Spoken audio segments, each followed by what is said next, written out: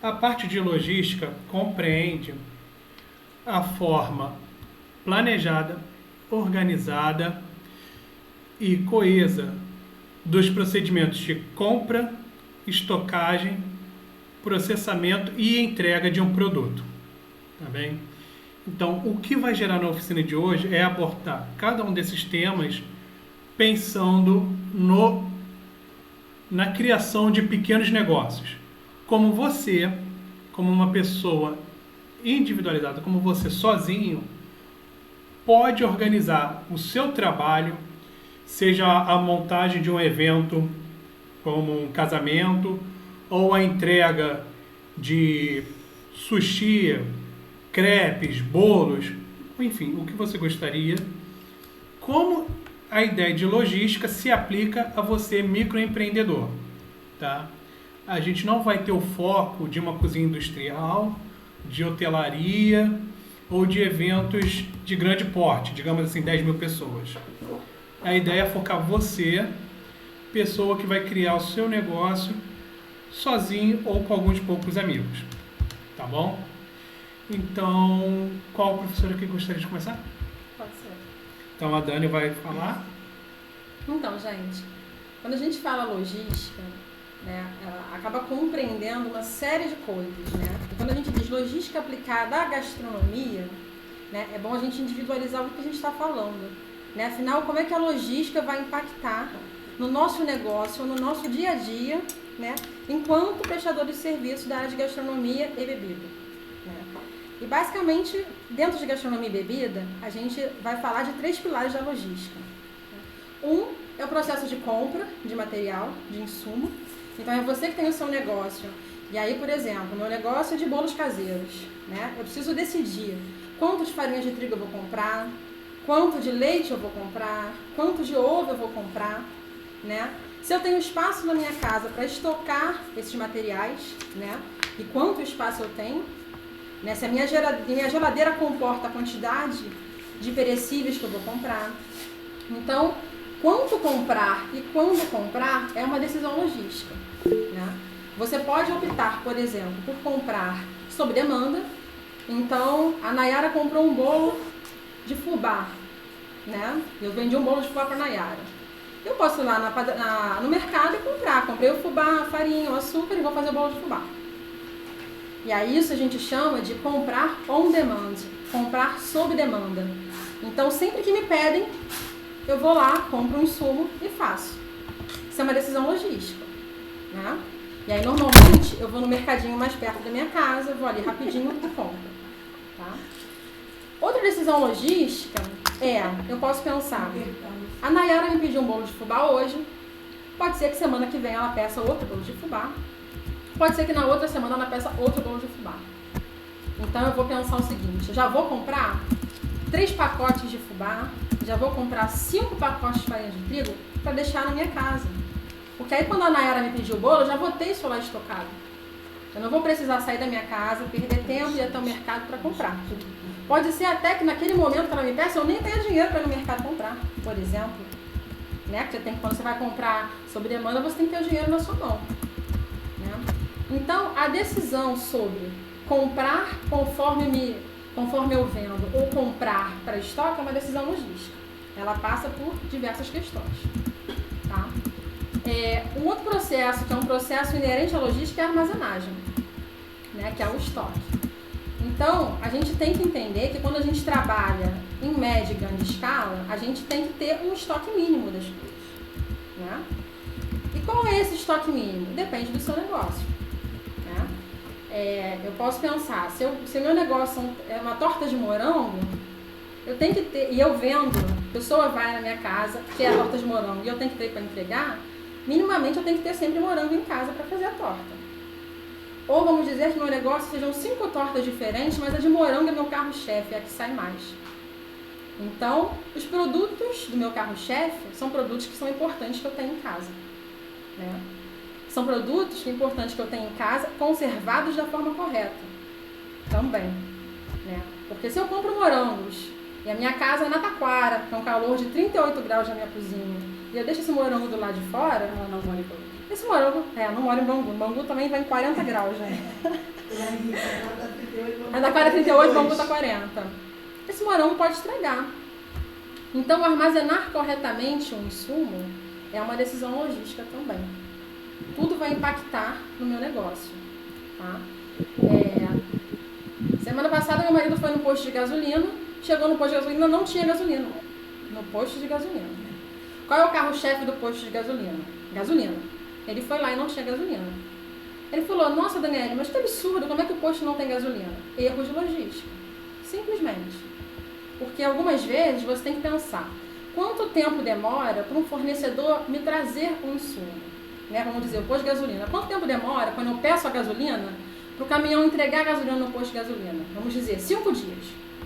É o tempo que eu compro e o caminhão vai entregar a gasolina no meu posto. 5 dias. Então, gente, vocês não podem deixar para pedir a gasolina quando ela estiver acabando. Você tem que pedir tendo pelo menos 5 dias ali de gasolina ainda para você fornecer. Você tem que pensar que você vai comprar e você tem que pensar no tempo de entrega também. Né? É o que a gente chama de ponto de abastecimento. Então, eu tenho que pensar num estoque minimamente aceitável para não sair correndo igual um louco para ir comprar e perder minha venda. Né? Enfim, então armazenagem, estoque é uma questão logística. Outra questão logística é a distribuição, que é importantíssima. E aí passa por tudo, por forma que você transporta e por roteirização. Estava comentando com eles que perto da minha casa tem uma fornecedora de salgadinho. Aí às vezes à noite eu quero comer salgadinho quentinho. E aí eu fui pedir salgadinho semana passada. Ela falou, Daniele, em 1 hora o salgadinho vai estar aí. Tá bom. Passou 1 hora, o salgadinho chegou. Frio. Totalmente frio. E aí eu reclamei. E aí ela falou, você me desculpa, mas eu só tenho um motoboy. E o seu pedido entrou, foi um dos primeiros pedidos que entrou. Eu fritei e deixei esperando os outros pedidos. Para não levar somente o seu pedido. O que aconteceu, gente? Perdeu uma cliente. Por quê? Porque ela não soube lidar corretamente com a logística do negócio dela. Se você lida com salgadinho, com pastel, com produtos que tem que chegar quentinhos na casa do cliente, você tem que pensar a sua operação de uma forma que seu serviço seja bem prestado. Só tenho um motoboy. Daniele pediu salgadinho. Eu vou esperar mais meia hora para ver se entra outro pedido. Eu não vou fritar o salgadinho da Daniele agora. Eu vou esperar meia hora para ver se entra 2, 3, 4 pedidos. Entraram 4 pedidos, agora sim ele vai entregar, eu vou fritar os pedidos. E vou mandar o motoboy entregar. Se você não tiver 2, 3, 4 motoboys, né? Porque já tem empresas que tem muitas, então você consegue entregar. Né? Outro exemplo, comigo sempre o exemplo é salgadinho, porque os salgadinhos são estudos de casa da minha casa. Vira e mexe, eu peço salgadinho diferente, chega frio, chega com problema. E aí o salgadinho de uma outra empresa maior, que não era igual a menina que eu comprei a primeira vez, faz em casa. Essa já era uma empresa de salgadinhos. E aí sempre chegava quentinho. Nesse dia, chegou frio. E eu vi que veio de bicicleta. E ela, você me desculpa ter chegado frio, é que o motoboy faltou. E eu tô tendo que entregar tudo de bicicleta.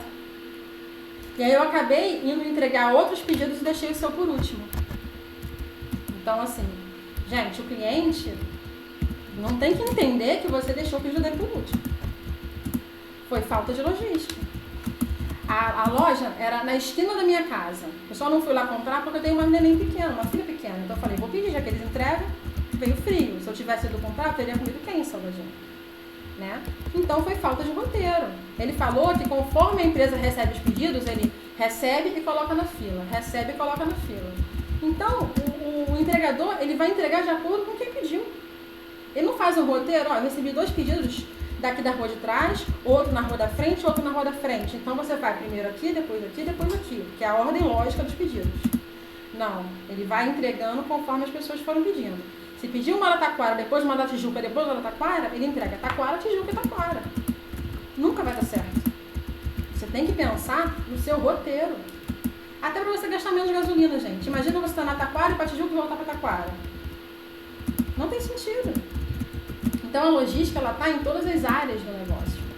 Desde o planejamento de compra, até o planejamento de estoque e o planejamento de distribuição.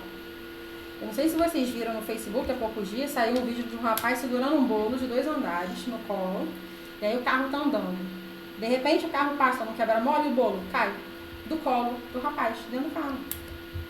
Gente, bolo grande não se transporta no colo. Isso é uma questão logística. Qual é a melhor forma de transporte? Né? Qual é a forma que tem menos riscos? Porque a logística você tem que estar pensando sempre em custo, em tempo e em serviço bem prestado. Qual é o menor custo, o menor tempo e o melhor serviço? Esse é o serviço logístico de excelência. Né? Só que você tem que pensar no seu cliente. Ele é a razão da sua empresa.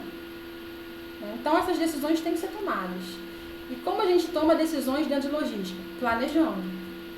Então planejamento é essencial. Tá?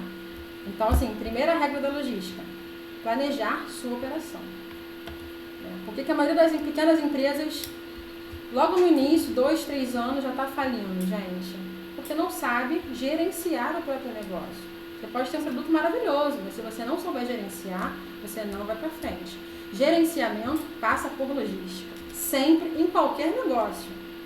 Tá? Estou falando desde a escola de gastronomia, que recebe insumo, que tem que congelar insumo, que tem que programar insumo para todas as aulas, isso é logística, até a empresa de telefonia que manda o técnico na sua casa, ela vai ver o roteiro de cada técnico, onde cada um está, isso é logística. Dentro da nossa casa. Dentro da nossa casa a gente faz logística o tempo inteiro também. Sim.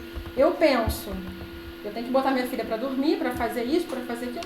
Eu estou planejando a minha logística.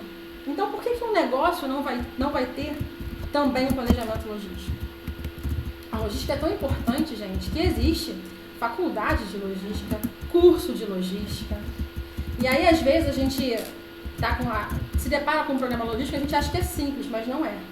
Nada é tão simples quanto parece. Tudo envolve decisões de várias pessoas. Né? A gente, sempre em empresa você tem um embrolho ali do comercial e da logística, né? Porque o comercial ele está vendendo para o cliente uma coisa e a logística tem que entregar aquela coisa. Isso tem que estar ali, ó, amarrado. Se você vender uma coisa que você não consegue entregar, você já se queimou. E essa é a nossa decisão, enquanto pequeno empreendedor também. Né? Enfim, vou passar a palavra aqui para o... Não, então, o que a gente estava só puxando o gancho que a Daniele falou, a primeira coisa que vocês têm que planejar é ver o nicho de mercado que vocês vão trabalhar. Por quê? Por exemplo, ela deu o exemplo do bolo de fubá, né?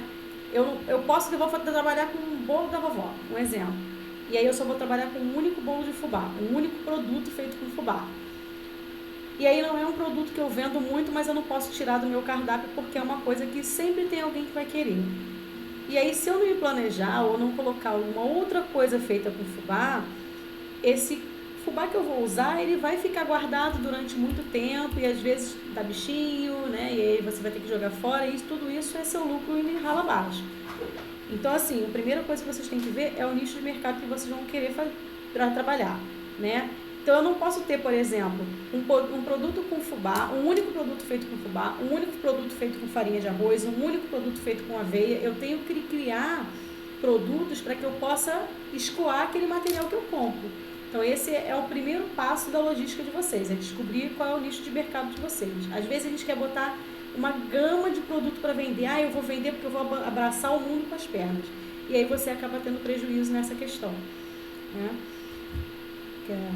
Bom, sobre quantidade, né, que foi falado aqui, a gente pega essa fala da Fabi, que é o seguinte, como eu tinha dito antes, eu sou professor e bartender, e uma coisa que pessoas que trabalham de forma eficiente no bar, tem que entender desde o início o nosso produto não é nosso.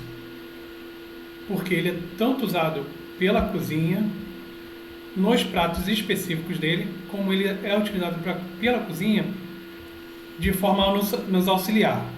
Por exemplo, todo mundo já deve ter visto em algum lugar xarope da marca Monan. Esses xaropes são super caros. Uma garrafa custa quase R$90, 1 litro. E você tem o Bird, que é 25 o litro. Qual é a diferença entre eles? Qualidade. Mas Rodrigo, eu estou falando de microempresário, por que você está falando isso? Porque o material que a cozinha usa, por exemplo, a Fabi falou sobre o fubá. Mas para ela fazer um doce, ela não vai usar morango, limão, maracujá? É o mesmo produto que o bar vai usar. E aí a gente tem que pensar sobre quantidade. Uma forma de você evitar perda de material é a comunicação, como a Dani falou, o planejamento. A cozinha vai usar o mesmo que eu estou usando? Você que quer fazer uma entrega, vai ficar dependendo de vender um suco Del Valle ou vai fazer o próprio suco? Caso você faça o suco de maracujá, você não poderia fazer uma sobremesa com isso? Você não poderia fazer um molho de maracujá para vender com peixe ou limão? Então, quando a gente pensa em quantidade, a gente tem que pensar qual a variedade de produtos que a gente vai vender, exatamente o que a Fabi falou, como a gente também tem que pensar no planejamento. Todo fornecedor, quando você vai entrar em contato, uma das primeiras coisas que ele vai fazer é te dar uma promoção. Pô, eu queria comprar 2 quilos de limão, mas o cara falou que uma saca fechada de 15, o quilo sai por 1. Enquanto eu comprar o quilo individualizado, vai sair a R$5. Você pensa, nossa, estou ganhando muito. Vou comprar um saco de 15 quilos de limão. Tem saída? Qual a variedade de produtos? E quanto tempo um limão dura na sua armazenagem?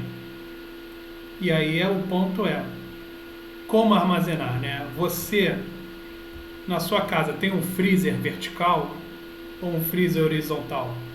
Você tem um quarto, uma despensa só para material ser estocado?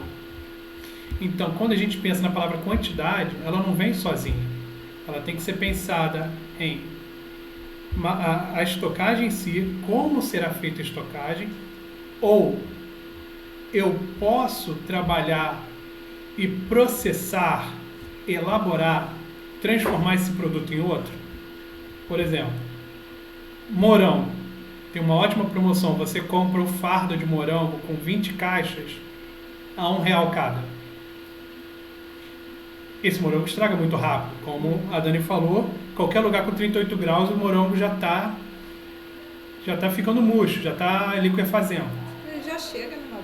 Ele já chega amassado. Então, o que você pode fazer para prolongar essa vida do morango e, ao mesmo tempo, você poder comprar uma alta quantidade para receber um desconto no seu material? Você pode transformar ele em calda, em purê, em polpa e assim congelar ele. Então, para alta quantidade de produtos, você tem que pensar e planejar sobre o local e a forma que você vai fazer isso. Sem contar, desculpa, interromper. Sem contar que é aquele negócio, se você tem um local para dispensa dos seus insumos de trabalho, ótimo. Mas se você não tem, né, porque normalmente a pessoa trabalha em casa e não, você tem que estipular qual é o espaço da sua dispensa de produto para casa e qual é o espaço da dispensa para o produto do seu trabalho. E informar todos da casa que aquilo ali não pode ser misturado. Ah, no meu produto eu uso uma pitadinha de sal. Você tem que comprar 1 quilo de sal para o seu produto, independente da quantidade que você usa. Porque se você misturar, uma hora você vai se perder. E aí, se a família também não tiver esse controle, você compra ovo para usar no seu produto e aí quando você for ver, está faltando menos meia dúzia. E isso vai fazer falta e você vai ter que repor. Você está pagando 2 vezes esse produto. Exatamente. Assim, uma das professoras vai entrar mais a fundo, mas pegando o exemplo do crepe e o misto quente, sim, se os produtos forem semelhantes, você tem a forma de armazenamento semelhante, ou seja, você vai guardar presunto com presunto, queijo com queijo e por aí vai. O cuidado da armazenagem com uma variedade de produtos às vezes, produtos diferentes têm temperaturas e locais diferentes para armazenar.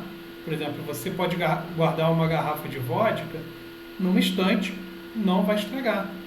Contudo, o presunto obrigatoriamente tem que ser refrigerado. Não tem como não refrigerar. Então, a gente tem que pensar aí em qual é o tipo de material que você está usando. Que, por exemplo, você não pode guardar presunto ao lado de frango e com um peixe do outro lado. Porque existe a tão famosa contaminação cruzada. E assim, gente, alguns dos materiais que a gente provavelmente vai passar, vocês também têm a forma de vocês fazerem a pesquisa de vocês. O site do Senac é um exemplo, tem muita informação. E a gente aqui vai falar sobre canais de confiança que vocês podem olhar. Porque informação a gente tem das mais variadas. Por exemplo, tem um site que se chama Tudo é Gostoso. Qualquer um pode botar a receita lá. Essa é a receita de confiança? Como o cara pesou para fazer um pão? Ah, eu usei um punhado de fermento. Igual a sua, né? O que é um punhado de fermento? Eu tenho 1,90 m. Minha mão é maior do que a da Fabi, que tem... A gente deixa quieto. Entende? Então, assim, quando a gente, por exemplo, e a gente pega de novo a fala da Dani, que é muito importante, planejar. Para planejar, a gente tem que ter uma ficha técnica. Esse nome parece amedrontador, ficha técnica. Nossa, eu tenho que ser profissional. Ficha técnica se chama receita. Então você vai vender o seu crepe. Padroniza, né? É padronizar, exatamente, padronizar. Quanto você gasta para fazer 1 litro de massa de crepe? Quando você sabe quanto você gasta para fazer 1 litro de massa de crepe e que esse 1 litro rende 100 crepes, você pode saber quanto você vai gastar durante uma semana. E aí você tem um diálogo mais forte com o seu fornecedor.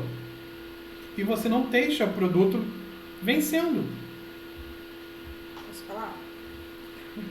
Claro. É que eu fui anotando aqui algumas coisas que me foram ocorrendo, né? Eu acho que quem já foi meu aluno sabe, mas eu vou me apresentar. Eu sou professora de gastronomia, mas eu também sou empreendedora, né? Eu tive um delivery de petiscos e continuo produzindo comida. E eu acho que quando a gente fala de logística, né, de planejamento, que a gente fala sobre tudo isso que a gente fala na sala de aula, uma das coisas que eu acho que é importante é a gente não olhar com a regra do outro. Eu acho que existem as regras, existem os padrões, mas é importante a gente olhar dentro do nosso cenário, né? Para a Daniele, por exemplo, morango pode ser algo extremamente importante que ela use numa quantidade absurda, então para ela vai ter uma forma de trabalhar com o morango que vai ser diferente da Fabiana, que vai ser diferente da minha, que vai ser diferente do Rodrigo. Porque para ele pode aproveitar o Rodrigo, por exemplo, né, como bartender. Ele pode aproveitar e fazer um xarope. Para mim, para minha cozinha não vai ter a menor serventia. Aí, eu acho que pensando um pouquinho do que a Fabiana estava falando, da questão de separar, né, a cozinha da nossa casa. Normalmente o microempreendedor utiliza, é difícil que a gente tenha uma cozinha separada da nossa casa. E eu acho que é importante do que a Fabiana falou mas se eu colocar aqui esse ovinho, lá em casa vai comer. Eu sei que vai comer, mas é o dinheiro que está deixando de entrar na sua empresa, né? Então, eu acho que quando a gente fala de planejamento, é trabalhar da seguinte forma. Eu, por exemplo, eu consumo uma embalagem que a gente chama de dogueira, né? Se eu comprar uma embalagem de um pacotinho de 10 unidades, eu pago o equivalente a 30 centavos por unidade. Se eu comprar um pacote de 100, um fardozinho de 100, eu compro a 19 centavos a unidade. Se eu compro um fardo, uma caixa maior com 400, 500 unidades, eu pago mais barato ainda. Então, assim, pode ser que naquela semana que eu vendi e tive que comprar 400 embalagens, estou dando um exemplo, tá, gente, de algo que é da minha realidade. Se eu tiver que comprar isso, pode ser que naquela semana eu tenha a falsa sensação de que eu não ganhei dinheiro, ou de que eu paguei algo a mais, mas em algum momento eu estou economizando, porque meu custo da minha produção está menor, né? Então, eu acho que a gente conseguir olhar para todo o cenário, tudo que, né, é importante para a nossa produção, de que forma a gente pode enxugar isso e não tomar as coisas como regras, assim. Eu acho que a gente vai dar dicas aqui, a gente vai trabalhar com isso, vai ter conteúdo extra no grupo e tudo mais, mas assim, as técnicas, elas são bem importantes, eu acho que para todas as áreas, mas é claro que a gente tem que adaptar a nossa realidade, não tem muito muita fórmula, Sim. né? E essa questão que elas estão falando a decisão dos insumos é muito importante, né? Como a Pauli falou, até na elaboração de cardápio, não só na escolha dos insumos, mas, por exemplo, se você trabalha com cardápio diário, eu trabalho com bolo do dia, por exemplo, realmente. Então, eu faço meu cardápio todo domingo, o cardápio da semana. Então, segunda, bolo de fubá e bolo de chocolate. Terça, biscoito e queijadinho. Eu faço um cardápio semanal. Como é que eu divido a minha semana?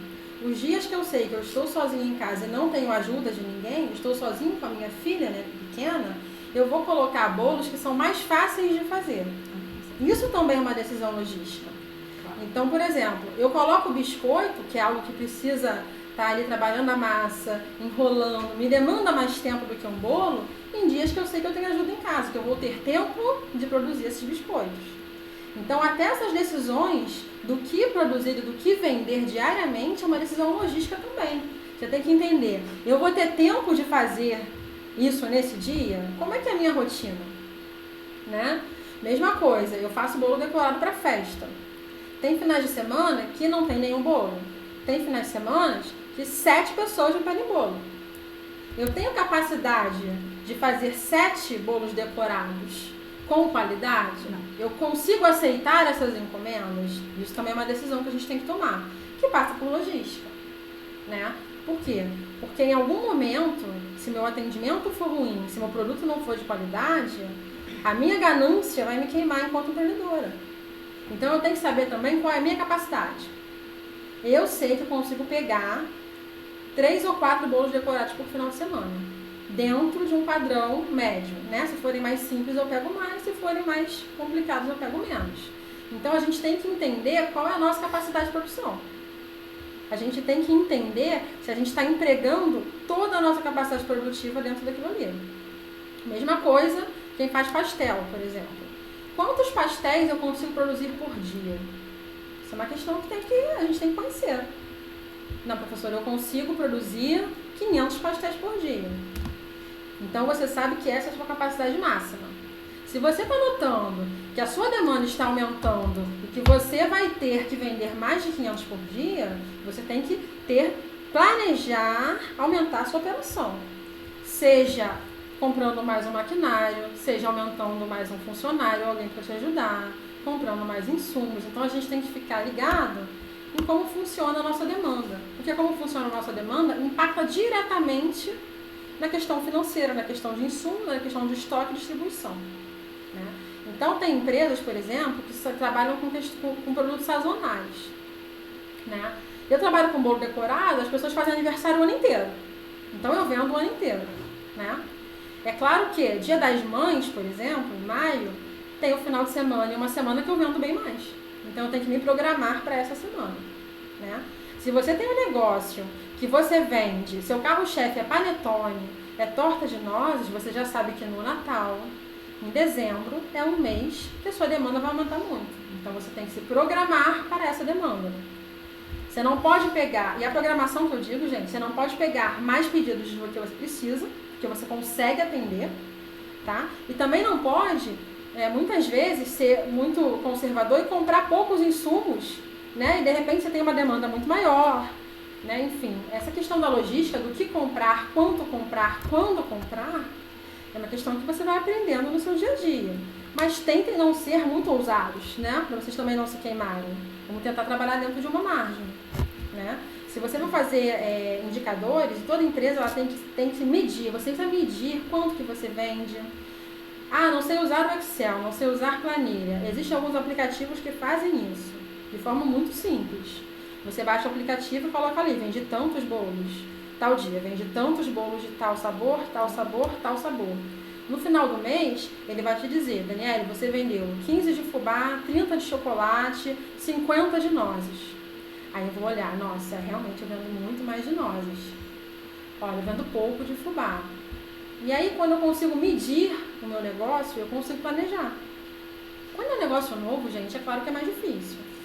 Né? É tudo novidade, você está começando a entender como se comporta o seu cliente.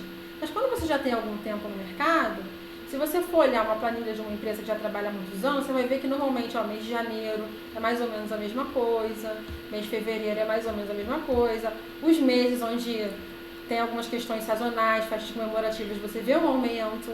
Então aquela empresa já tem subsídios para se programar para aquele momento. Né? E aí até contratando mão de obra temporária, por exemplo. Né? Muitas vezes eu não conseguia fazer alguma coisa, porque tinha que fazer recheio, coisas simples, e eu contratava um auxiliar, para me auxiliar no meu dia a dia. Né? Muitas vezes a gente não quer, não quero, vou perder dinheiro.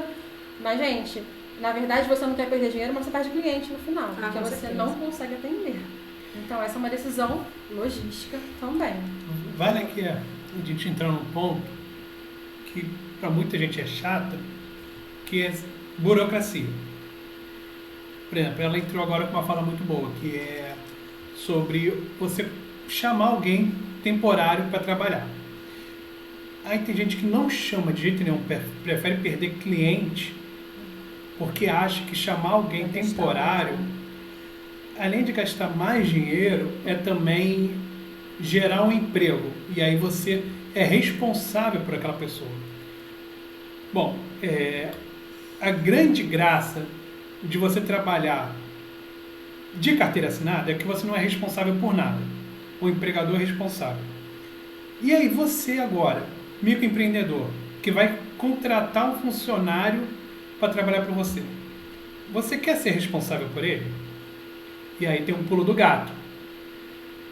Você só forma vínculo trabalhista se essa pessoa trabalhar semanalmente de 3 a mais vezes para você. Se ela trabalhar uma vez semanal, 2 no máximo, não é vínculo trabalhista. É um prestador de serviço. Ou você pode formar um contrato por tempo definido de prestação de serviço. E aí essa pessoa que não necessariamente tem que ter MEI, ela vai gerar uma nota para você, que pode ser escrita de própria punho, pode ser escrita à mão, dizendo que ele é um prestador de serviço, mas sempre respeitando um número máximo de dias que essa pessoa vai prestar serviço para você. Por que eu falo isso? Porque, por exemplo, a Dani, esse mês ela não vai vender muito bolo, setembro. Você vai comemorar o quê? Independência? Não vai comemorar. Mas quando chegar final de ano, vai vir amigo oculto, Natal, virada de ano. Tem muita coisa para comemorar. 13º. Eu comemoro meu 13º. Chega, eu compro cerveja. E aí? Então, assim, a Dani ela só vai se preocupar com um funcionário extra final de ano. E como ela pode se precaver de não ter que chamar esse cara toda hora? Ela, às vezes, pode contratar esse cara só para fazer pré-preparo. Para formar caldas, formar xaropes, formar polpas. Principalmente coisas que você pode congelar, né? Coisas que você pode congelar ou que você pode deixar alguns dias estocado. Então, por exemplo, ela tem que quebrar 10 quilos de biscoito maisena, ela não vai fazer isso. Ela paga alguém para fazer isso por ela. E ela que tem melhor qualidade de trabalho, ela sabe mais, ela vai se preocupar com os detalhes. Por exemplo, você é ótimo fazendo sushi. Você vai ficar fazendo 10 quilos de arroz por dia? Às vezes você paga alguém para fazer isso. E você vai fazer o corte dos peixes, vai fazer os detalhes. E aí a gente não tem que ter medo. Por exemplo, a Nai falou uma palavra muito boa: capacitar, ensinar o outro. Muita gente não passa a informação para frente por medo de estar gerando um competidor. Cara, se você está aqui para aprender, a gente tem medo de você? Não. A gente está querendo, na verdade, gerar mais profissionais para as pessoas conhecerem o trabalho. Por exemplo, se todo mundo aqui começar a fazer um açaí ótimo, a gente vai aumentar a procura do açaí. Porque se a gente vende um produto ruim, 2 coisas podem acontecer. Uma, o cliente que recebeu o produto ruim procura alguém que ele vai gastar mais, mas que ele confia na qualidade. Ou ele vai parar de procurar aquele produto, Porque ele vai desenvolver um trauma, ele vai desenvolver um desgosto por aquilo. Então, assim, conhecimento a gente não precisa reter.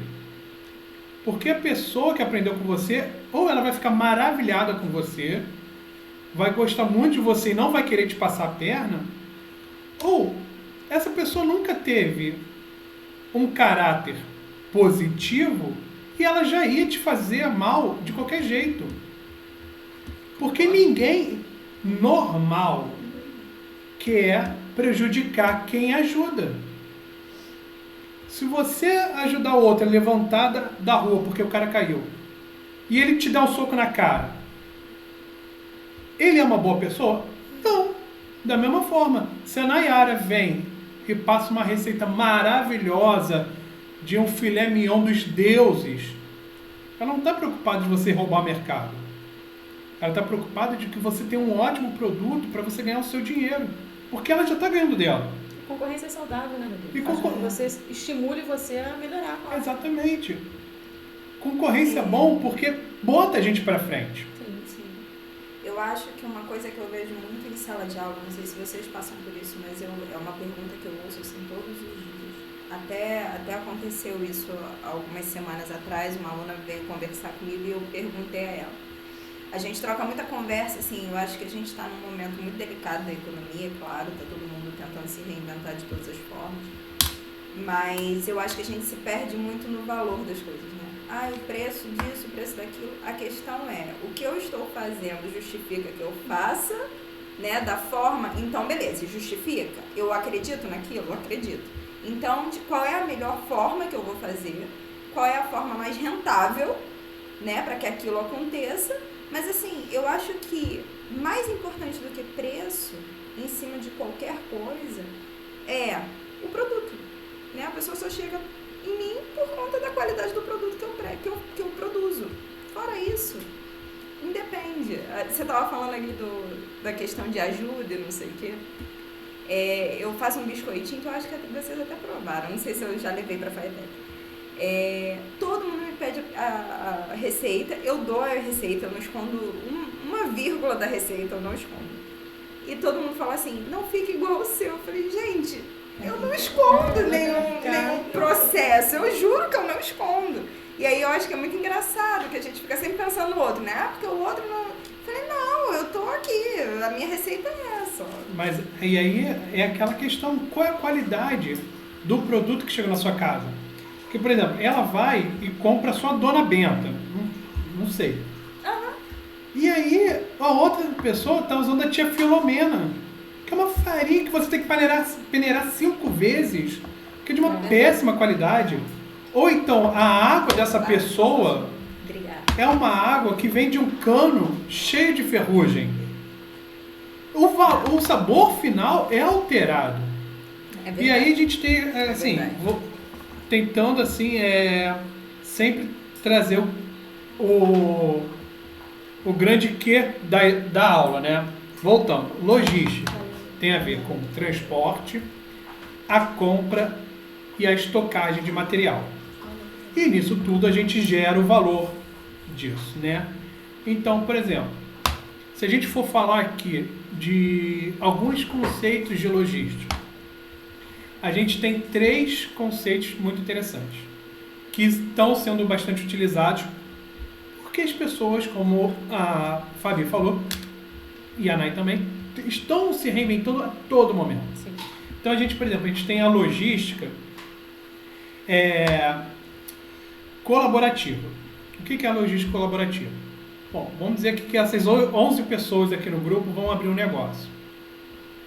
Eu vou cuidar das bebidas, a Nay das carnes, a Dani dos doces, Fabi os pães, vocês os demais. Cada um de nós vai ter que lidar com um fornecedor ou eleger uma pessoa para ele falar sobre esse fornecedor. A gente vai ter pelo menos 4 fornecedores diferentes de cada produto, se a gente não contar o hortifruti. Às vezes a rota que todos esses produtos vão percorrer são próximas. Ao invés de eu gastar com 5 transportes diferentes, eu posso organizar todas essas empresas para gerar um único transporte. O termo de logística colaborativa é: cada um ajuda um pouco. Você, seus fornecedores, às vezes você pode negociar direto com o produtor. Então, a logística colaborativa, ela tem essa ideia. De cada uma dessas partes, transporte, compra e estocagem, tem que se comunicar e gerar ideias para juntos vocês diminuírem os custos. Dentro dessa ideia da lógica colaborativa, você tem o que se chama lógica reversa. Porque qual é a ideia? A lógica, como a gente tem, parte do fornecedor até chegar ao cliente final. E você, como empreendedor, está no meio. A lógica reversa é como que os gastos que você teve, produtos consumidos e produtos que não foram consumidos, podem retornar para o fabricante. Por quê? Às vezes você aproveitou uma promoção e não vendeu 60 quilos de fubá. Como descartar os 10 quilos finais depois que passou o prazo de validade? Ou produtos consignados. Produto consignado é uma ótima ideia para quem está criando um negócio. Porque o excedente, aquilo que sobrou depois da sua compra, você pode devolver para o fabricante. Normalmente isso acontece com bebidas. Isso é a lógica reversa. É você conseguir estruturar o produto final para ele ser reaproveitado. Ele pode ser reaproveitado como reciclagem, por exemplo, garrafa de vidro. A Ambev, ela compra garrafas de vidros para criar novas garrafas ou já reutilizá-las. Isso em garrafas em geral, normalmente a Ambev compra, porque a Ambev criou um local para reciclagem de vidro. Hoje tem várias ONGs que trabalham nessa parte. A empresa Rei do Mate, ela pega como lógica reversa a utilização da borra do mate para fazer adubo. E elas disponibilizam isso nas suas lojas. Então, quando você faz a lógica reversa, você, pode diminuir gastos porque você está retornando o produto para o fornecedor. 2, você pode gerar publicidade. Por exemplo, eu como bartender, eu direto vou ter perda em cascas, bagaça, sementes de frutas. Eu, por exemplo, posso pegar tudo isso, bater no liquidificador industrial, depois misturar com terra. Sim, e vender como humus. Eu posso vender como adubo. Sim. Ou só dar. Compostagem. E aí o cliente que foi beber comigo, que fechou um evento comigo, vai pegar aquele adubo e vai ficar super feliz. Pô, o Rodrigo pensa verde, o Rodrigo cuida da natureza. Eu particularmente faço. Mas eu posso não fazer isso e não acreditar nisso. E queimar a árvore direto. Mas para o público vai parecer que eu sou a pessoa mais bondosa do mundo. E a lógica reversa pensa nisso. Como utilizar aquele produto que está ali no fim. Então a gente tem aqui a colaborativa, onde todo mundo se ajuda nessa grande rede de pessoas, fornecedor, transportadora, clientes.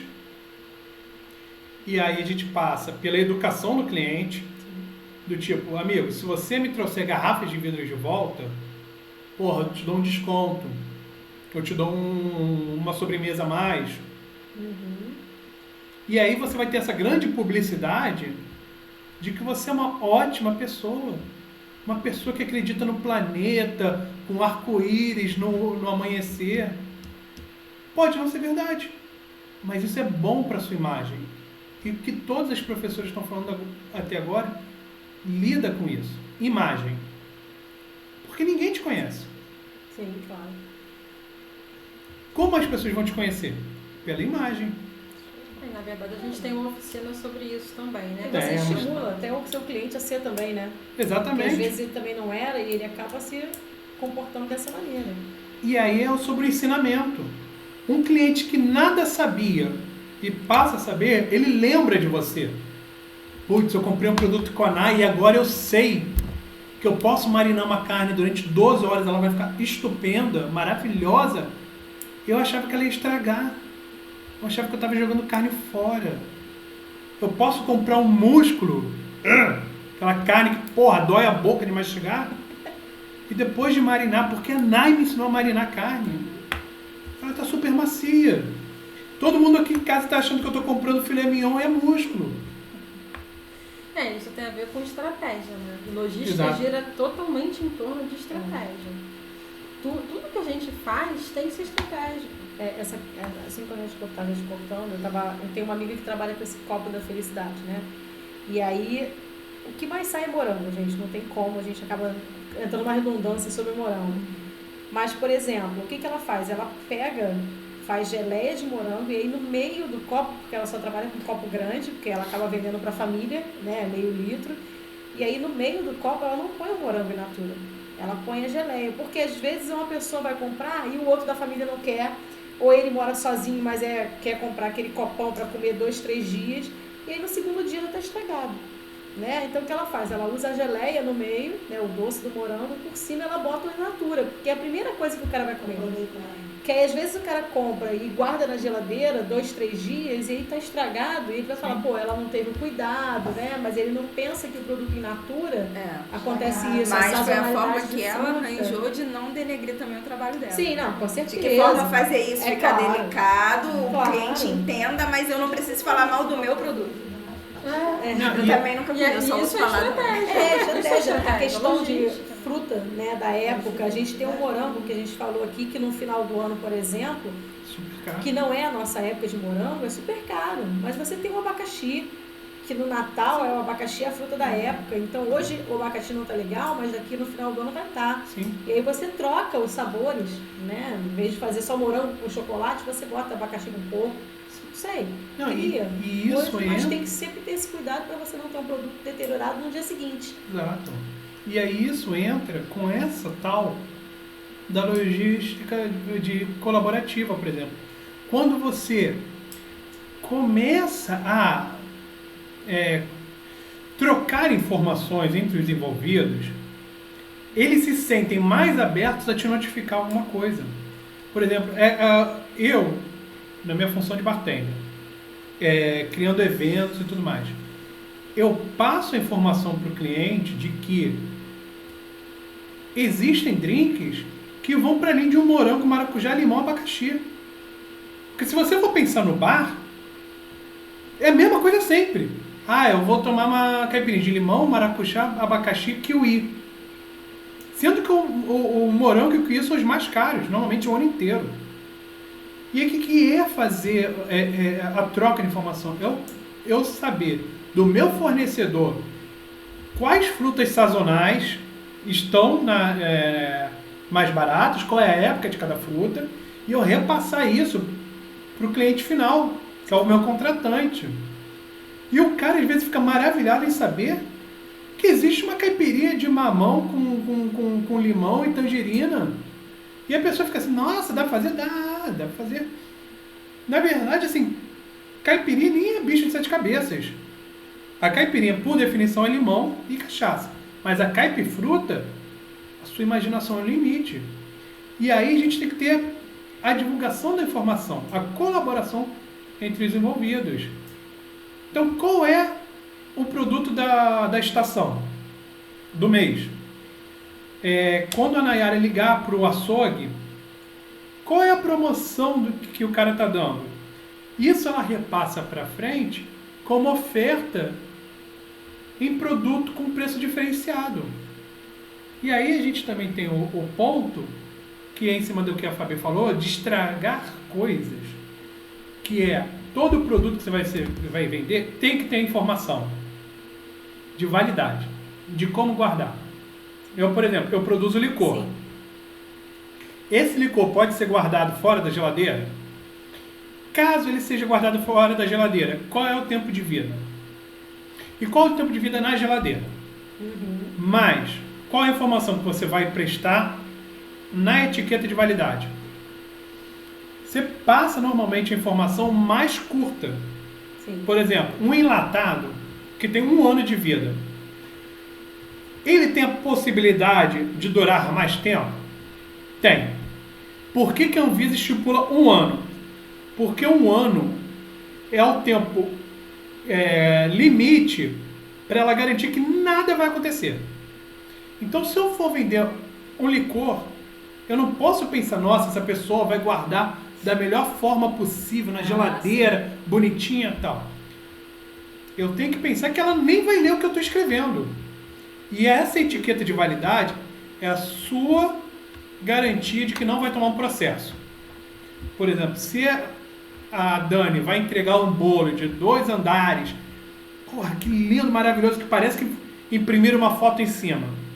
Ela tem que deixar claro que a validade daquele bolo, sei lá, é 1 dia, 3. Porque ela não pode contar com a o bom discernimento, a boa ideia da pessoa que comprou para guardar bonitinho. Não, o especialista não é o cliente, né? Exatamente. A informação para que ele possa O especialista não é cliente. se guiar. Eu informo os meus clientes sobre a forma de guardar porque eu gosto de passar informação. Mas caso você não queira ter esse trabalho, você tem que se cuidar. O que é se cuidar? É você pensar que o cliente não vai ler nada.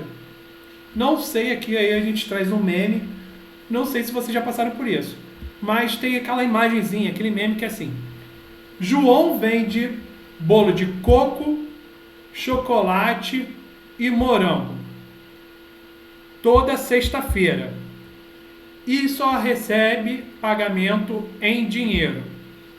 Cada bolo custa R$20. Quais são as perguntas de sempre? Tem bolo de limão? O bolo custa R$60? Quero pra quê? Eu posso receber na segunda? As pessoas não leem. Não lê. E elas não estão se importando.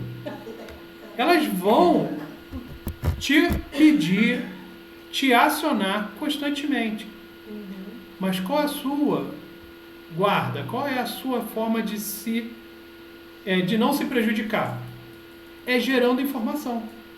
É simplesmente você ter uma etiqueta colada no seu produto, dizendo qual é a validade dele, quando foi fabricado, qual é a validade e a forma de ser armazenado. Se esse produto estragar e ela daqui a 1 semana reclamar com você, não é responsabilidade sua. Isso aí. Você botou lá, o produto deve ser consumido em 3 dias. 15 dias depois ela comeu e passou mal, pronto, você já se livrou de um problema. E aí a gente volta nas palavras da Dani. Estratégia, planejamento, transporte e estocagem. Quando você faz uma data de validade, você está resolvendo esses problemas. Alguns deles. Sim. Então, assim, tentem se ater. É muito chato. Sim, lógico.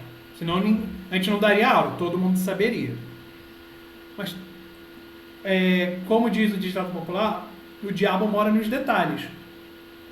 Se você não pensar nesses detalhes, você está abrindo brecha para tomar um processo, para perder um cliente, para alguém mal intencionado comprar o seu produto para depois fazer uma propaganda negativa em cima de você. Tem pessoas que fazem isso. Eu já tive com pessoas comprando bebida minha para dizer que estava estragada. Só que tudo que eu fabrico, eu, por exemplo, tiro foto. Como que um licor vai mofar em 1 semana? É impossível, a não ser que você deixe no sol. Então, precaução. Faz parte do planejamento, como faz parte da estratégia. Então, gente, essa parte que é a mais chata, literalmente, não se percam nela, não queiram pular uma etapa. Você não sobe uma escada de 10 metros pulando os 2 primeiros. Você vai cair. Tá? Então, assim, tomem cuidado com isso. E isso é em qualquer ponto. Por exemplo, eu presto eventos. Como será o transporte do maquinário, caso precise? Vocês vão arcar com esse transporte ou vocês vão colocar no seu contrato? Porque, como a Nay falou, vocês têm que ter lucro, vocês têm que estar pensando no todo. Vocês não podem gerar um produto que vai ser caro para vocês. Quando você monta um cardápio, você estipula, eu vou comprar 3 frutas, mas com 3 frutas eu preparo 10 doces, você já fez a primeira parte, você planejou não perder nada. O custo final é como? Você tem 2 abordagens. Uma, pesquisar o mercado, para você não cobrar muito barato. Tipo, Rodrigo, mas eu quero cobrar metade do que os outros cobram. Beleza, você vai ter cliente. Mas você vai ter lucro? Se um bolo de um andar para 10 pessoas custa R$100, você pode vender por 50? Pode, mas você vai ter lucro? Não. Então o que você pode fazer? Você quer um preço competitivo? Abaixa um pouco mais o preço. Era 100, vende a 90, 85, sua margem de lucro está ali. Segundo, é você ver quanto você gasta com tudo e estipular uma ideia. Aí eu quero sempre ganhar o dobro. Então, se um bolo para fabricar custa R$30, você no mínimo vende a 60. E depois daí vem mais lucro. Mas para isso, conversa com o fornecedor, quanto produto ao mesmo tempo você pode comprar, que é como as meninas falaram. Como você vai estocar isso? É uma ideia boa 60 quilos de fubá? Quanto 1 quilo de fubá faz? Então, tem essas ideias mais complicadas, porque você tem que sentar na frente de um caderno e escrever muito, ou para os mais ousados, usar o Excel ou um aplicativo. Tem muito aplicativo, gente. E às vezes, Rodrigo, são coisas simples, né? Por exemplo, lá do lado da minha casa, perto da minha casa tem uma pensão, né? Eles todo dia têm 5 pratos feitos, por exemplo, né? E aí eu percebo que só tem 2 pessoas na cozinha, que eles não conseguem ver o WhatsApp direito, ficam uns loucos, né? E aí eu percebia, por exemplo, que eles colocam 4 opções sempre com batata frita e uma opção com cenoura ou salada, enfim. E eu pensei, gente, tem 2 pessoas na cozinha, né? Batata frita é algo que você tem que estar fritando o tempo inteiro, né? Não é algo que você já faça e só coloca na quentinha. É algo que demanda tempo de fritura. Todos os pedidos saem com atraso. Sempre. E aí um dia eu perguntei, eu falei, por que você não pensa em botar 4 opções assadas e só uma com batata frita? Né? Porque aí você pode fazer salada, pode fazer carne seca com abóbora, né? Enfim, opções que já fiquem prontas e que você coloca na quentinha e venda. Né? Aí ele falou, poxa, Dani, não tinha pensado nisso, que ideia ótima. Pra mim pareceu óbvio, mas às vezes pra pessoa que tá fazendo não é. Que é o carro-chefe, né? Que é o carro-chefe. A gente tem que pensar um pouquinho fora dali, né? A gente tem que sair daquele local para olhar aquele local. Sim. A gente tem que olhar de forma crítica para aquilo. Então, você vê uma coisa simples.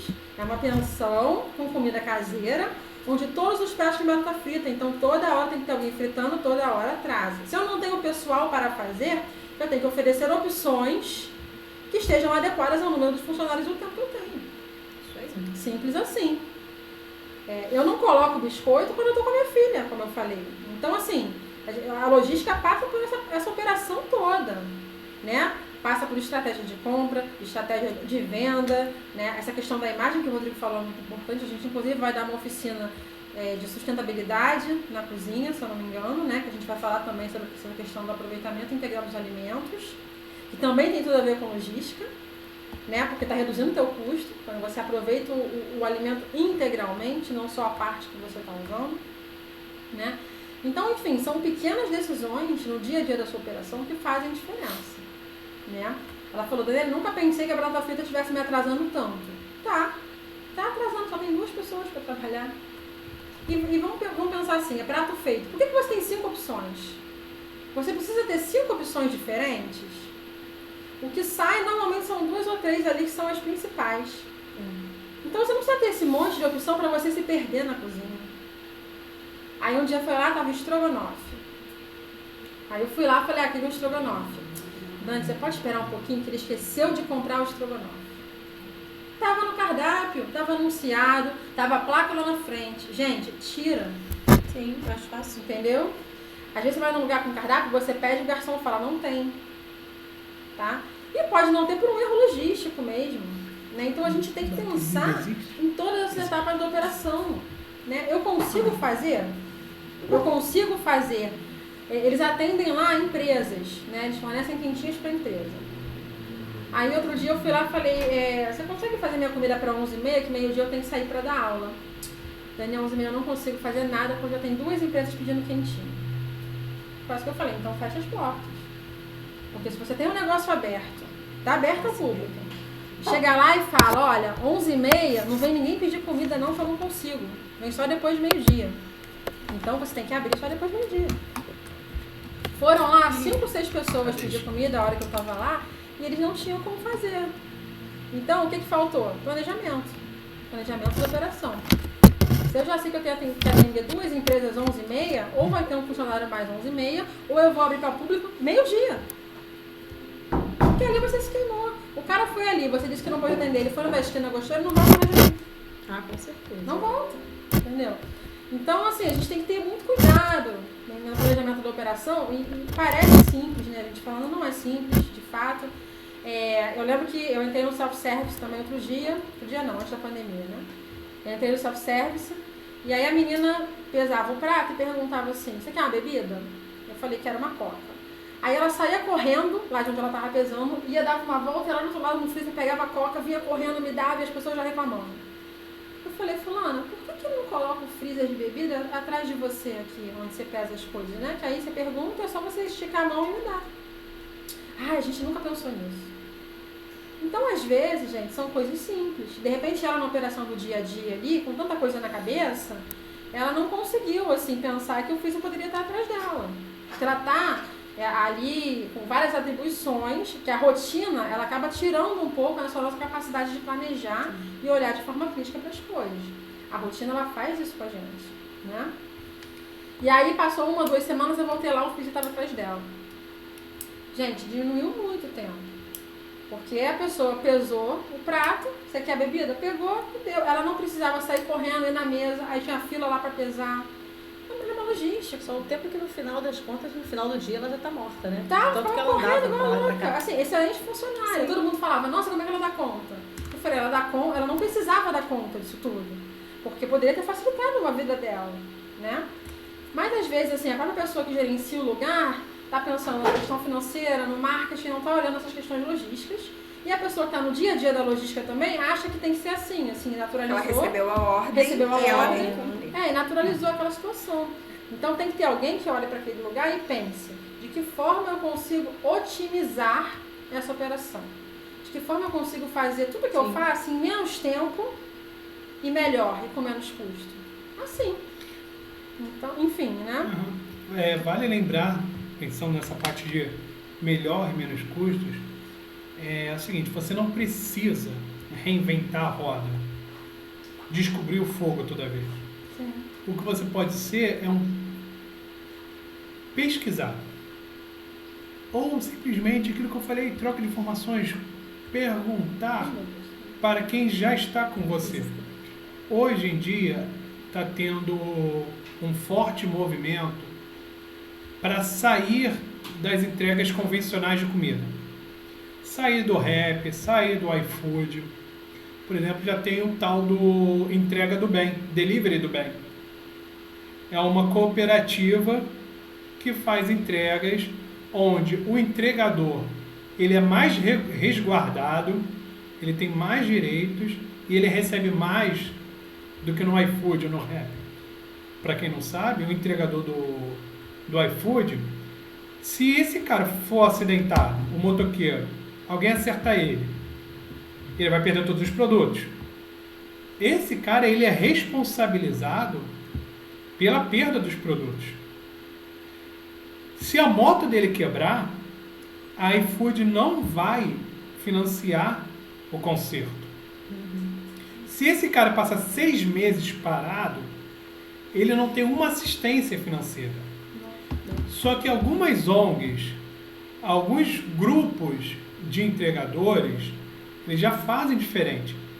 O valor do contrato já tem imbuído nele uma ajuda financeira para acidentes. A própria empresa se responsabiliza pela perda do produto caso ocorra o acidente. E elas ainda saem mais baratas para você que for contratar uma entrega do que a própria iFood. Então a gente tem aqui algo que assim, a gente não reinventou a roda, a gente não criou um novo sistema de entrega, porém a gente está com um sistema mais humano.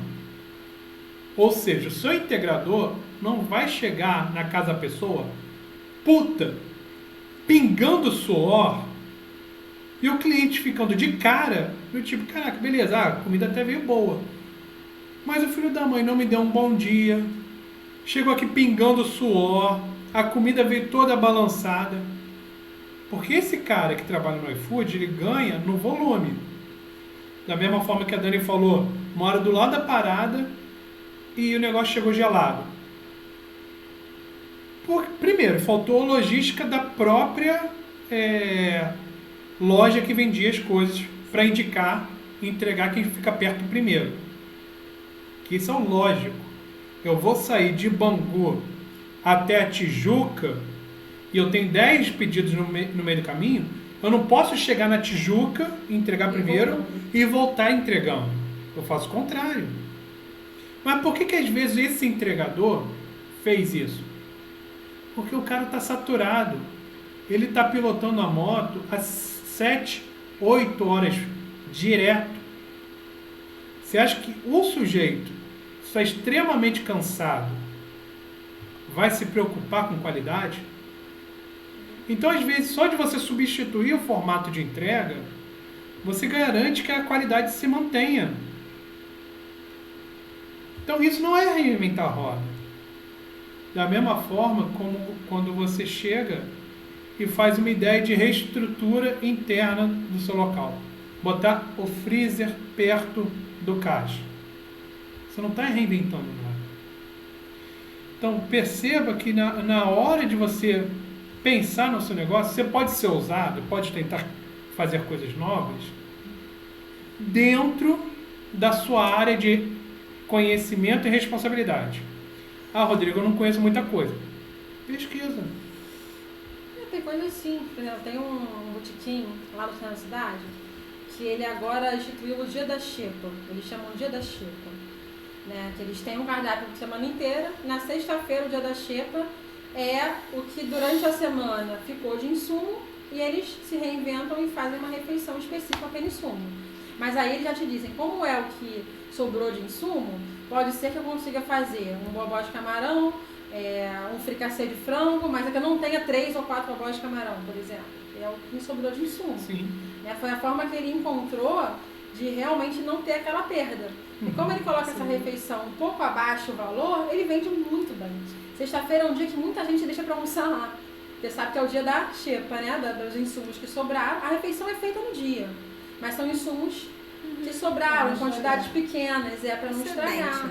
Então, quer dizer, foi excelente. O cara está vendendo a beça. Contratou, inclusive, entregadores próprios, porque ele teve essas questões também, né? Com problema. Então, dependendo do negócio, do seu negócio, vale a pena você ter um entregador, por exemplo. A menina que entrega salgadinho pra mim tem um entregador próprio dela. Ela chega lá 4 horas da tarde, 4 ou 5, sai 11 horas da noite. Ele tem a diária dele e ela consegue entregar, e ela vende muito salgadinho sem problema nenhum. Enquanto que o iFood, por exemplo, eles cobram um valor por entrega. Não, e esse entregador pode ser um motoboy, um mototáxi. Às vezes, para esse cara, em vez de ficar se arriscando na rua, ele pega uma diária que ganhava mais do que ele como um mototáxi. E ele não vai abandonar o mototáxi também. Às vezes ele trabalha 3 horas para você, que você estipula 3 horas de entrega, e o cara faz os 2 serviços ao mesmo tempo. Porém, ele faz feliz o seu, porque ele sabe que tendo uma entrega ou 40, ele vai receber. E aí, se você estipular por exemplo, uma caixinha, o Delivery do Bem tem essa caixinha. Então, além do o fixo, aquele que ele tem pelo dia, ele ainda ganha um pouco a mais, o que deixa ele feliz. E o que ele ganha é dele, né? Porque Sim. muitos mototáxi que ganha, parte não é dele. Exatamente. Ele vai ganhar o dele. E aí a gente tem, por exemplo, a informação. Como ela falou do dia da xepa. O cara informa os clientes que ele vai ter um número limitado de produto. E aí tem que entender o seguinte. Tem a situação que elas falaram do por falta de logística acabar o produto que você anunciou. E tem a situação onde você informa, eu só tenho 10 desses produtos. Sim. Ou então, venda por demanda. Ou venda até acabar. Vai acabar o estoque. Quando você avisa esse consumidor que esse produto vai terminar, ele não vai ficar irritado com você. Ou se ele ficar, porque é da pessoa. Aquelas pessoas que já entram num bar discutindo, não tem nada a ver com o seu produto. Tem a ver com a personalidade dela. Pelo Então, contrário, eu acho que ainda dá uma outra sensação. Sim. Né? Assim, de que é algo mais exclusivo. Sim. Sim, e até o cara concorrido, vai, e se ele né? sabe que tem um limite, ele já vai pensando num plano B para ele comer. Sim. Então, se ele não Exato. tem um bobó de camarão, ele tem um fricassê de frango, ou ele tem Sim. alguma outra coisa que... E assim, eu acho que escutar o cliente também é bem legal. Né? A gente está falando da Dani, foi como cliente e deu várias dicas. Né? O Rei do Mate, eles têm todos aqueles shakes dele, suco, aquele monte de coisas diferentes. Aquilo tudo foi ideia de cliente. tem uma caixa de informação E eles ali. pegavam as ideias de misturas dos clientes que os clientes pediam para fazer e colocaram no cardápio e hoje faz um sucesso. E aí tem aquilo que ela falou lá no começo, indicadores. Quando você resgata, você salva as informações do que você vendeu, você sabe o que tem alta demanda, um volume alto de vendas e o que não tem. O que não tem você pode tirar do cardápio. Inclusive, você pode usar isso logisticamente. Tem a minha semana, os dias que eu sei que eu vou ter que planejar a aula, sentar para conversar, eu já coloco bolos que eu sei que não vendem muito. Estrategicamente, eu já coloco, mas assim, para eles saberem que eu estou trabalhando. Gente, Sim. eu estou aberta e eu estou vendendo esses bolos. Então, eu coloco bolos menos vendáveis em dias que eu tenho mais demanda de trabalho em casa, e dias que eu estou mais tranquila, eu coloco os bolos mais vendáveis. Exato, que você não perde o público. Sim. Então, assim, aqui a gente tem essa parte da informação, né, da logística colaborativa. Isso funciona também com o fornecedor. Às vezes você está pedindo de um grande hortifruti. Você já pensou sobre o produtor? Hoje em dia tem muito aplicativo que você compra direto com o produtor. Eu pessoalmente, eu tenho uma compra quinzenal direto com o fornecedor, com o produtor. O cara me entrega lá de Petrópolis. Isso para consumo próprio. Não sai nem R$60. O cara entrega na minha casa uma cesta com verduras, legumes, frutas, temperos. Se eu fosse gastar a mesma coisa no hortifruti, eu gastaria bem mais, porque é um produto orgânico, sem agrotóxico. Por que eu pago menos ou igual, porém já contando com a taxa de transporte? Porque eu cortei um número de pessoas entre eu e ele. Cortei o atravessador. Então, assim, de novo, não é reinventar a roda, mas é buscar informação. Boa parte dos produtos que a gente tem in natura, não processados, a gente pode comprar direto do fornecedor. E aí, assim, falando sem tocar em política, porque já tem, com certeza alguém vai chiar. Mas, por exemplo, existe o fornecedor do MST. O maior fabricante de arroz orgânico no Brasil são eles. O cara fica na Lapa e entrega na sua casa, dependendo do endereço. Não gosto do MST. Ah, demônio. Tem os fornecedores de Teresópolis, Petrópolis. Você quer comprar mel? Tem uma galera em Penedo que faz mel. Você quer comprar queijo? Antes de Juiz de Fora tem uma galera fazendo queijo. Você quer comprar cachaça? Tem vários alambiques no Rio de Janeiro. Com uma cachaça de melhor qualidade que a 51. E o preço competitivo. A questão é, normalmente não chegamos a saber desse pessoal porque a gente não pesquisa. Como a Dani bem falou, a gente tem hábitos que é difícil a gente perder. Normalmente a gente pensa cerveja, vem Ambev. A gente nem se preocupa em pensar se tem outro fornecedor. Ou se, ao invés de comprar na distribuidora, eu posso comprar direto com a Ambev. O consignado bom é o que você faz direto com o fornecedor. Antes mesmo de eu pensar em dar aula, quando eu estava na faculdade, já fazia evento. Eu só comprava consignado. Direto. E por eu comprar direto com consignado, eu ganhava várias vantagens. Eu ganhava propaganda gratuita. Os caras me davam tenda. Ah, você vai fazer um evento. Para quantas pessoas? 1000. O cara vinha com a tenda, vinha com os copos, boné, camisa. Chegou um dia que o cara me forneceu o DJ. A Red Bull me deu o DJ. Simples assim. Porque a gente vai direto no empresário. O cara que é muito grande, ele não perde dinheiro com publicidade. Ele pode te dar 10.000 copos, 500 pratos, que ele não está perdendo. Porque você é uma propaganda ambulante. Sim. Então, quando a gente vai pensar em todo esse processo de planejamento e tal, a gente pode sair um pouco do comum, sendo num transporte alternativo, o delivery do bem é um exemplo. A gente pode falar direto com o fornecedor. Em vez de você comprar farinha no supermercado, se você ligar direto para a Dona Benta e falar, ó, Dona Benta, quanto sai o quilo com você? Ela vira e fala, não vendo menos do que 100 por vez. Você tem como estocar 100? Pô, Rodrigo, por sorte eu tenho. Pronto, você acabou de reduzir custos.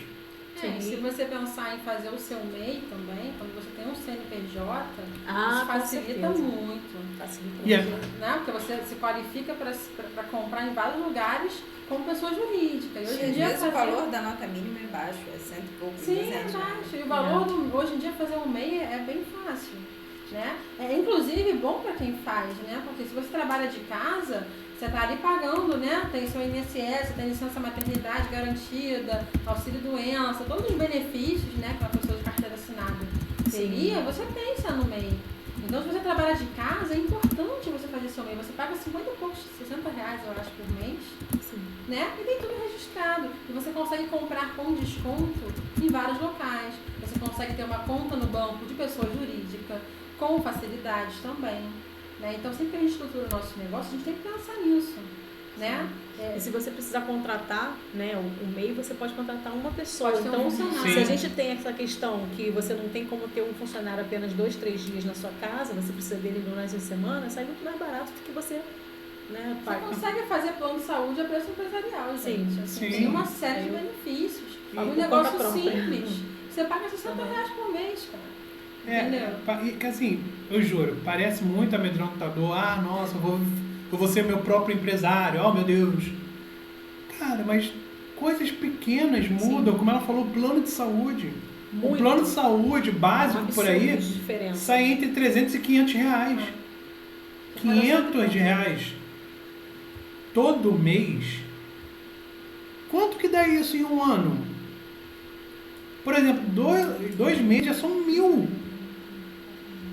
Então, assim, é o plano de saúde, é a sua aposentadoria, porque você já vai fazer uma declaração para colocar lá na aposentadoria depois. Caso você dê o azar da Anvisa olhar para você, você sai melhor perante a Anvisa como MEI do que você tendo que se justificar sozinho como empreendedor individual. Sim. As regras, tem regras que mudam levemente. Existem várias categorias. É. Existem várias categorias que você pode se enquadrar, Exato. de fabricante, de evento e de vendedor e disso, daquilo, É. de N coisas. É essa questão que a gente está falando, né? O Rodrigo falou sobre o Senac, o Sebrae te dá todo esse apoio em relação ao MEI, e para quem quer empreender, quem está começando, ou quer, eu não quero fazer agora, mas eu estou com um projeto futuro e eu tenho vontade de me entender em relação a isso, o Sebrae também tem cursos, tanto online quanto presenciais. Só que os presenciais são pagos, o curso é exatamente o mesmo. Os presenciais são pagos e os online são gratuitos e ainda te dão um certificado. Então, quer dizer, você tem um certificado de microempreendedor, você tem um certificado, tudo pelo Sebrae. E é uma empresa que é nacional, ela tem reconhecimento nacional. Todo mundo que, poxa, você fez uma capacitação pelo Sebrae, que legal. Você já sabe que a pessoa é séria em relação a isso, ou pelo menos o conhecimento sério ele tem. E aí eu queria só, a gente estava conversando aqui, eu e a Dani, sobre a questão de marketing, e dizer, eu tive um professor na faculdade que ele era consultor do Sebrae, e ele deu uma dica, por exemplo, a gente estava falando, o Rodrigo falou sobre a questão do bolo, que você vende um bolo a 100, vende ele a 90, mas não abaixa tanto o preço, né? E aí a filha desse meu professor, ela tinha uma barraquinha, um trailerzinho na praia, no Espírito Santo, e aí ela não estava conseguindo vender, ela fabricava colares, né, artesanais, e ela não conseguia vender. E aí ele chegou lá e ela falou, pai, eu não consigo vender, eu estou colocando os meus colares a R$29,90, preço quebrado, que são preços que chamam a atenção, 90 ou 99 centavos chamam a atenção. E aí ele falou, vamos fazer um teste, me dá o quadrinho que você escreve. Ele pegou e botou assim, de R$39,90 por R$29,90. Em um dia ela vendeu todos os colares que ela tinha. Então assim, ela vendeu exatamente pelo mesmo preço, só que quando você bota, de repente, eu vendo meu bolo sempre a 90, aí você vai lá e coloca de 120 por 90. O cliente vai falar, caramba, tá me dando uma diferença muito grande. Você não tá dando diferença nenhuma, você tá vendendo exatamente pelo mesmo preço. Só que, na visão do cliente, ele tá tendo um descontão. E foi o que aconteceu, ele botou como se ela estivesse dando um desconto de R$10. Tem gente que compra pela oferta, não porque Justamente, precisa. que vai Não ter. porque precisa. Exatamente. Se você botar de R$1 por 99 centavos, a pessoa vai falar, nossa, dando desconto. Não Sim. tem, até porque o cara normalmente não tem um centavo para te dar de troco, então vai arredondar para R$1. Mas só essa quebra de preço já te diz que Não, você até tá porque tendo desconto. Entendeu? moeda de 1 centavo já foi aposentada tem tempo. Eu tenho um monte, cara. Cara, mas esse Tem negócio... todas na casa da Fabi. É involuntário, justamente. É involuntário. A gente olhar aquilo ali é involuntário de que você quer aquele negócio. A Black Friday no Brasil... Justamente, eu ia falar É exatamente isso que a Dani falou. O cara já tem o preço na cabeça. Sim. Então, se você for fazer, por exemplo, você quer saber se a Black Friday vale a pena? 3, 4 semanas antes da Black Friday, pesquisa os valores que você quer. Eu quero comprar uma TV 40 polegadas. Vê qual o valor. E você vai constatar que a Black Friday no Brasil é metade do dobro. O preço já estava ali. Justamente, Era R$3.000 e vou vender por 1.500. Há 4 semanas atrás era 1.500. E às vezes sai até mais caro. Se você não fizer essa pesquisa, quando você olhar depois, falar, caraca, não paguei mais caro. Exatamente, tem lugar que faz na cara de pau. A TV era 1.500. Eles sobem para 1.800 e falaram que era 4.000. Sim. Então, assim, da mesma forma que você pode usar isso pro bem, para alavancar o seu negócio, Sim. vender por um preço justo, competitivo, e as pessoas ficarem felizes, você pode dar uma volta, lógico. Não indicamos, quero deixar registrado, essa prática, tá bom? Abusiva. Mas tem isso, cara. O iFood é recheado disso. Você pega o desconto do prato, era R$150, foi para 70. Se a gente para só para pensar, não precisa fazer uma análise técnica. Quando que um prato de churrasco misto para uma pessoa custa R$150? É o quê? É vacas criadas sobre massagem? Não, é a prática abusiva. Até o frete embutido, né? Muitas vezes Sim. você Sim. coloca o valor do frete no valor do produto e você diz que o frete é grátis. E por isso o cliente fecha, né? Tem gente que mesmo que o frete seja R$5, a pessoa não quer pagar. Ela quer frete grátis. Então muita gente no iFood, principalmente, já coloca o valor acima porque sabe que o iFood vai descontar o valor. Exatamente. Você coloca o preço, né? E até gente que não usa o iFood mesmo. Né? Tem uma amiga que ela pergunta, para onde é o salgado? Dá para tal lugar. para tal lugar é tantos reais. Então ela já embute o valor do transporte e fala, o frete é grátis. Porque quando ela não fazia isso, botava o frete a R$5, a pessoa, mas fulano faz o frete grátis. Exatamente. Gente, Então- teve uma mulher, há um tempo atrás, o pessoal fez uma vaquinha até para ajudar, porque ela estava vendendo bolo, e ela colocou R$2 pro frete, e as pessoas, assim, detonaram ela na internet. Teve uma Lembro. mulher que esculhambou ela, literalmente, e aí ela perdeu muita venda por conta disso, e aí o pessoal fez a vaquinha para que ela não ficasse no prejuízo, mas por causa de R$2. Que às vezes você vai comprar uma coisa, paga o frete, ainda tem que ir lá no correio buscar, porque o correio não entrega mais. Então Sim, você então tem que pensar sempre nessas questões. A questão do MEI também é importante por conta da nota fiscal que você pode emitir. Né? Eu fazia muito coffee break de consultório médico, por exemplo, de evento corporativo. Tem empresa que quer nota fiscal, gente. Então você perde, às vezes, a venda se você não emite. Né? E com o MEI você consegue emitir. Não, até porque... Lembrando que o MEI ele não tem obrigação de fornecer nota fiscal para pessoa física. Sim, Né? exatamente. Só jurídica, a não ser que a pessoa faça uma questão. Então, quer dizer, na questão de desconto de nota fiscal, você não tem muito esse problema. E as pessoas pedem essa nota fiscal porque elas abatem isso Sim. no imposto de renda delas.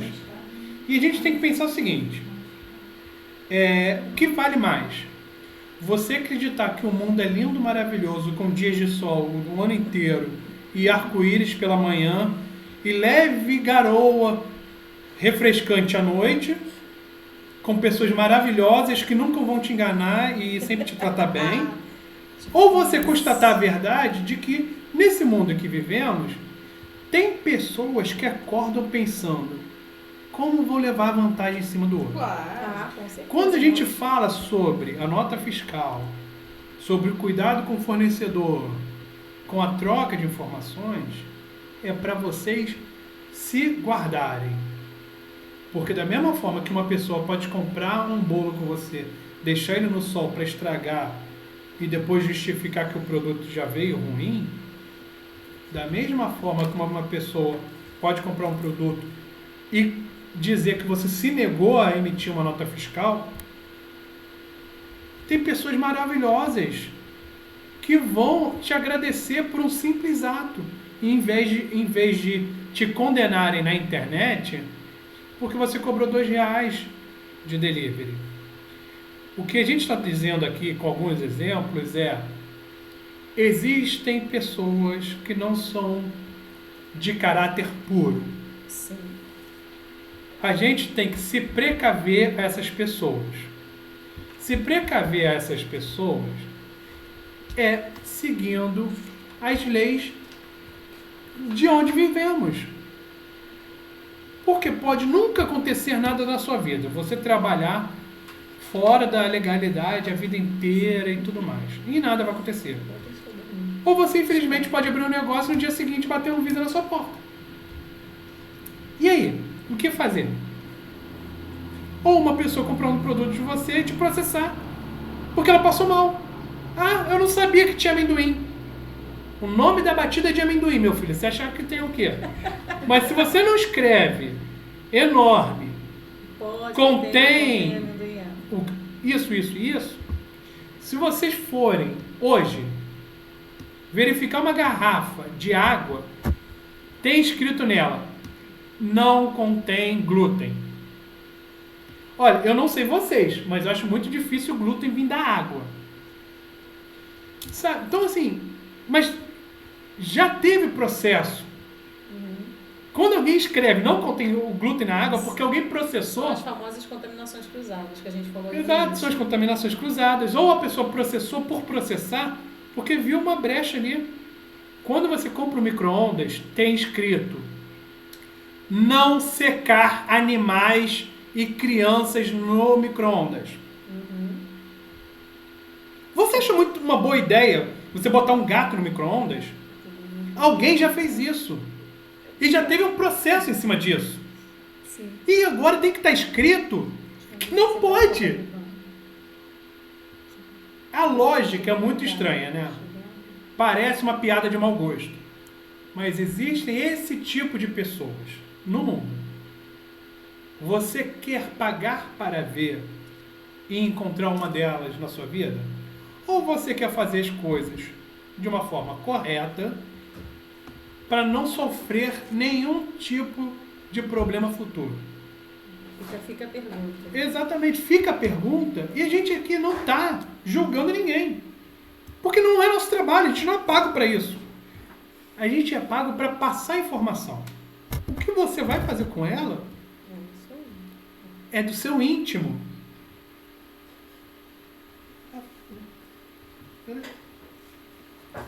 Bom, vai ter um recadinho aqui pra gente fechar. É só por conta do horário. Vai lá. E aí, assim, faltam 20 minutinhos para acabar a oficina, né? E a gente gostaria de abrir para vocês, quem gostaria de fazer alguma pergunta, quem quiser deixar um comentário, quiser abrir o microfone de vocês e botar a boca no mundo, fiquem à vontade. Por favor, só não xingar a gente. Assim, antes disso acontecer, né, em primeiro lugar, a gente quer agradecer a presença de todos que ficaram, né, a paciência. Espero que tenha sido assim proveitoso, de repente tirar a dúvida de alguém ou ter aberto a mente para, eu quero começar, eu não tinha uma noção de como, né? Eu acredito que pelo menos alguma coisa vocês conseguiram absorver para que vocês possam seguir em frente aí nessa jornada, que na verdade quando a gente está em sala de aula, é isso que a gente faz, né? É estimular e passar um conhecimento para que vocês consigam se virar sozinhos ou entrarem numa empresa aí que trabalhe na área de alimentos, ou até que vocês possam fazer a diferença dentro da própria empresa que vocês estão trabalhando, né? Então, muito obrigada a todos e vocês estão abertos aí para fazer comentários e perguntas. Se puder, por favor, também escreva a pergunta, porque o áudio de alguém pode estar mais baixo e ela pode não ouvir. Sim. Não vai ser maldade, vai ser simplesmente o áudio que não está tão alto assim, tá bom? Tá fechado mesmo. Mas eles podem abrir. Gente, não, já está tudo aberto. Vocês podem abrir o áudio, Você abriu? Da pergunta, tá questão, ou alguma observação que vocês têm interesse em fazer. Mas eles podem abrir. Fiquem à vontade. Sim. É só clicar, eu acho que na fotinha de no microfone. E habilitar o microfone, tá? Quem quiser fazer, pode fazer. Eu vou beber minha água. A Nai vai deixar de existir durante um segundo. Eu tenho um copo. Pega pra... Tem na... Pega pra mim, né? Não, por favor. Abre a geladeira, por favor, que eu vou te mostrar. Tem uma garrafa. Aproveita pra fazer uma pergunta. Ali. Então, fala já, pra você quer falar alguma coisa. Marcos Alexandre. Porque fica japa e a gente tá até lembrado do nome de todos. É por causa tô no Google do meu enteado. Então, com relação à logística de transporte, no caso, eu não tenho transporte para levar para o cliente, certo? Só que eu saio perdendo ou tenho que agradar ele de qualquer forma para levar ele o meu produto? Bom, não necessariamente você vai perdê-lo. Assim, a perda do cliente, ela ocasiona em dois motivos, né? Quando a responsabilidade é sua e aí vem por uma mentira ou por um desencontro de informações. Por exemplo, se você desde o começo, eu acho que a Nai, não, é a Fabi que faz isso. A Fabi, ela gera produtos que ela diz, eu não entrego. Caso você queira esse produto, meu endereço é tal, você tira daqui, você vem resgatar aqui. Quando você faz essa informação e o cliente não quer fechar com você, é porque é daquela pessoa, ela não sai de casa por jeito nenhum. Mas da mesma forma, você vai ter vários clientes que vão passar na sua casa porque a qualidade do seu produto é boa. Então, assim, se o seu produto é bom, eles vão até você. E aquele que não vai é porque é dele. Esse, provavelmente, é o mesmo tipo de cliente que vai reclamar por você cobrar R$2 de entrega. Ou R$5. Eu, por exemplo, eu moro num bairro que as pessoas reclamam horrores por uma taxa de R$7 de entrega. Horrores, assim, tipo, ela vai meter você na cruz por você pedir R$7 de entrega. Porque as pessoas não saem de casa. Tudo que elas podem receber dentro de casa, elas recebem. Ou elas ficam o dia inteiro bebendo no bar e falando mal da vida das pessoas. Mas é o perfil de cliente. Eu acho que depende também do perfil do produto. Exatamente. Então, também. por exemplo, eu trabalho com bolos decorados. Os clientes não querem retirar, porque eles têm medo de transportar. Então, se eu falo, não entrego, pode ser que se eles fizerem muita questão do meu produto, eles peguem. Mas provavelmente eles vão ver com outra boleira. Porque eles têm pavor de levar bolos de 2 andares com chantilly ou com pasta americana no carro. Dificilmente eles querem buscar o produto. Então, normalmente, quem trabalha com produto mais sensível em transporte, é bom que entregue. Mas quando é alguma coisa que é mais tranquilo, você tem que ver o perfil do seu cliente também, né? Exato. Onde eu moro, as pessoas têm hábito de retirar. Né? Então, assim, os vizinhos, o pessoal tem pizza lá, o pessoal prefere retirar, o pessoal do bairro, enfim, porque demora muito, né? Porque às vezes você dá um prazo de 1 hora, 1h30 de entrega, né? Então vai depender muito do teu produto e do perfil de cliente, como o Rodrigo falou. Tá? Tem bairros que tem um perfil onde o Rodrigo mora, por exemplo, Tijuca, Zona Sul, as pessoas já têm um perfil de quererem que você entregue, né? Então, se você direcionar o seu produto para esses bairros, dificilmente você vai conseguir que eles retirem, né? Aí vai depender realmente do teu público. Você vende para o público do seu entorno ou não, né? Qual é o seu produto? Enfim, sorvete, por exemplo, né? Sorvete realmente... O cara tem que ir lá retirar. Para você entregar ter entrega de sorvete, eu conheço algumas pessoas que fabricam sorvete e entregam. Mas você tem que ter todo um aparato logístico para entregar sorvete. Né? Não é simples, é custoso, né? Enfim. Então eu acho que é tentar entender o teu perfil do teu negócio e o perfil do teu cliente. Porque se você tem um cliente que você tem um nicho diferente, por exemplo, eu tenho um cara que é vegano, normalmente alguma restrição alimentar ou alguma filosofia de vida, vamos dizer assim, se ele não tem uma gama de pessoas fornecendo aquilo, ele vai até você. Isso é fato. Agora eu vou falar assim, um pouquinho do que eu vivo, né? Qual é a minha opinião em relação à entrega, Marcos? Isso é muito pessoal, realmente, eu acho que é reforçando um pouquinho do que cada um disse. É pessoal no sentido de que o seu serviço não é um serviço de entrega, o seu serviço é a comida. Então, assim, você tem que focar em vender a comida. O cliente não está te procurando porque você faz um serviço de entrega. O cliente está te procurando pela sua comida. Sim. E você tem que avaliar os pontos positivos e negativos disso. Né? Eu trabalhei com delivery. Para mim, não foi um sistema simples de entrega. Tá? Existem milhões de pontos negativos nesse sistema. Desde trabalhar com iFood a trabalhar com alguém independente, tipo um motoboy. Eu poderia passar uma tarde falando de todos os problemas, mas a gente está aqui para procurar solução e não problema.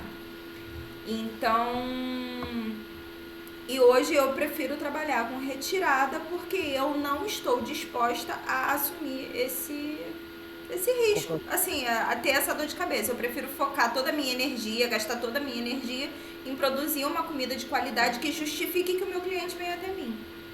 Né? Então, isso é muito pessoal. Eu acho que a sua pergunta foi muito baseada na questão que a gente tem de que o cliente tem sempre razão, de que a gente tem que agradar o cliente em todas as hipóteses. Não. Você vai estar agradando seu cliente, produzindo a ele exatamente o que você se propôs a fazer. Então, se você se propôs a fazer o melhor hambúrguer da região, faça. Né? Não utilize só esse título, né, de melhor hambúrguer. Não, eu vou proporcionar ao meu cliente e ele vai entender quando eu falar para ele que eu não posso trabalhar com esse sistema de delivery porque não vale a pena para mim. Né? Eu acho que aí é aquele jogo de informação, né? Planejamento, estratégia, aquelas palavras muito bonitas que a gente falou. Para isso, existe pesquisa de opinião. E a pesquisa de opinião você não precisa pagar alguém para fazer. Por exemplo, uma coisa muito boa e sem custos extras, porque todo mundo já pagou o pacote de dados no início do mês, por exemplo, o Instagram. Você pode fazer uma pesquisa de opinião utilizando Instagram, Facebook. O que é essa pesquisa de opinião? Para você, vou dar 2 exemplos. Um é para você que vai iniciar um negócio e outro para você que vai alterar seus produtos. Mas é a mesma ideia. Você vai gerar uma pesquisa e a gente tem um Google formulário para isso, também 0800, e ele já vai fazer análise de dados para você. O Google formulário gera uma tabela para você no final. E ele se ensina a você a utilizar, porque a Google mostra como utilizar as ferramentas. Bom, vamos lá. Você vai fazer o quê? Quais produtos você quer vender e como? Você vai descrever, você vai explicar eles. Por exemplo, esse hambúrguer, ele é pá. Ele é artesanal desde a sua raiz. Eu faço o pão, eu faço a carne, isso tudo. Quanto você pagaria por ele? E aí você abre 4 opções fixas. Você diz 40, 30, 25, 20. Sendo que o preço mínimo já é o preço calculado com seu lucro e o preço máximo é o preço mais alto de mercado. Porque, por exemplo, você vai vender um hambúrguer que custa R$60. Bom, se ele fizer uma massagem no meu pé, eu estou comprando. Mas é um hambúrguer de R$60. A não ser que ele venha com cerveja, cafezinho, não é uma pizza que você sobremesa, consegue distribuir para muita gente. Né? Eu não vou comprar. Mas eu acho que isso é muito relativo. Então, depende também, lógico. Se você estiver em Ipanema... Se você estivesse usando o água, você pode cobrar R$60, porque o custo cobra. Ou local. Muito, Por exemplo, quando você vai fazer essa pesquisa de opinião, você tem que dizer qual é o local que você tem foco. Então, vamos lá. Um produto. O preço mínimo já é o preço com lucro e o preço máximo é o preço mais alto de mercado. E a quinta opção, indique um valor. Por que você tem que deixar essa opção de indique o valor? Porque no final você vai fazer uma média. Você vai descartar, você tem que tomar esse cuidado. Descartar o preço mais baixo e o mais alto. Porque normalmente são os preços fora de realidade. Porque vai com certeza aparecer um engraçadinho falando: aí eu quero pagar R$10. Mas esse o preço quer sempre pagar esse preço não existe, não é um preço competitivo e nem é um preço que paga o que você gastou. Então você gasta, você tira esse e você faz a média. Essa média provavelmente está dentro do gasto do seu cliente. Mas antes dessa pergunta dos produtos, você tem que fazer área de interesse. Aí você põe a pergunta lá: olha, você compraria um produto que vende? Aí você bota, sei lá, Bangu. O cara que mora lá em Campos de Goytacazes não vai querer comprar um produto de Bangu. Então você já vai ver quem vai comprar e quem não vai comprar seu produto. Porque na hora de você pensar transporte, você não pode botar, por exemplo, uma janela de 15 quilômetros. Você na Tijuca está entregando em Niterói. Sim. Não faz sentido. A não ser que o seu produto seja muito tranquilo de transporte. Por exemplo, eu vendo licor. Se eu quiser, eu entrego licor pelos Correios. E os Correios têm um valor facilitado para certos tipos de pacote, que é coisa que ninguém sabe. Se eu botar um pacote fechado, só papel pardo, bonitinho, com tudo ali dentro, no plástico bolha, para não quebrar, eu mando pelos Correios e vou gastar muito pouco. O que eu preciso fazer? Avisar. A data de chegada do produto varia de 7 a 15 dias, dependendo do endereço.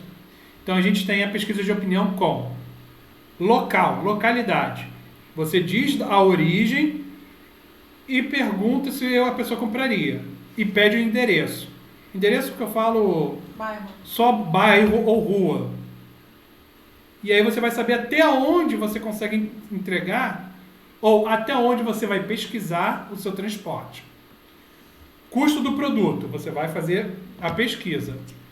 E por último, você tem que perguntar qual é o interesse caso a pessoa queira pegar na sua casa. E aí você deixa a ideia de que resgatando na sua casa tem valor diferenciado.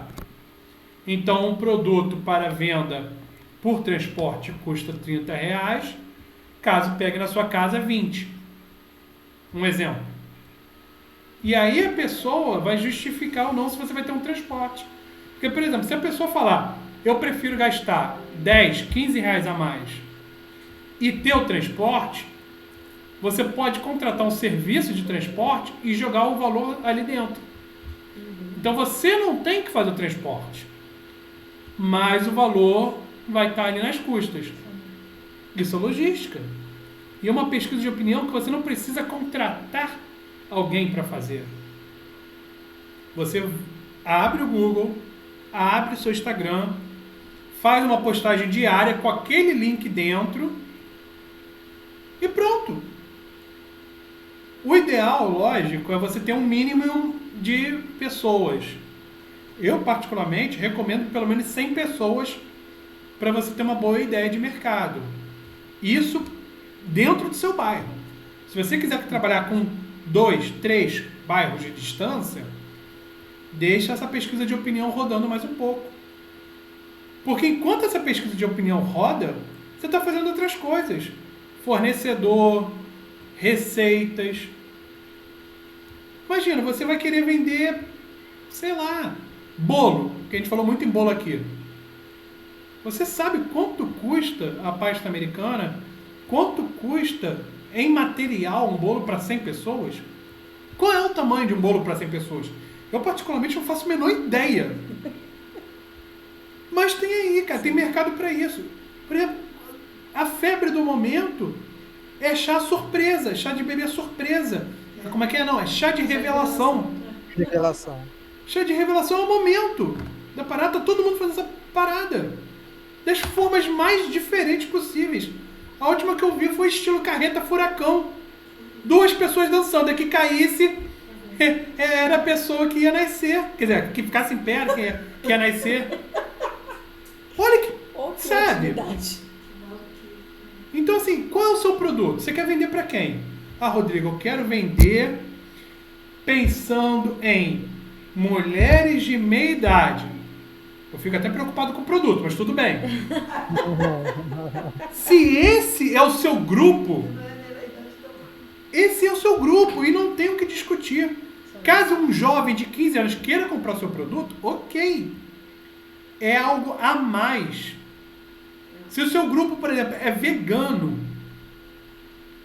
é um grupo bem seleto. E show de bola, porque normalmente ninguém vende produto vegano. Ou literalmente vegano. Quer ver uma coisa ridícula? Quando você for a próxima vez num restaurante, pergunta se tem alguma coisa vegana. Tem gente que oferece camarão achando que é vegano. Ah, mas não é carne de boi, então é vegano, né? Produto animal. As pessoas, mas tem gente que não entende. E até o seu fornecedor você tem que tomar cuidado. Porque, por exemplo, tem certos fornecedores de farinha que, se você ler a parte atrás, diz que pode conter osso. Porque é o mesmo lugar onde faz a moagem do trigo, é onde faz a moagem para fazer farinha de osso. Gordura também.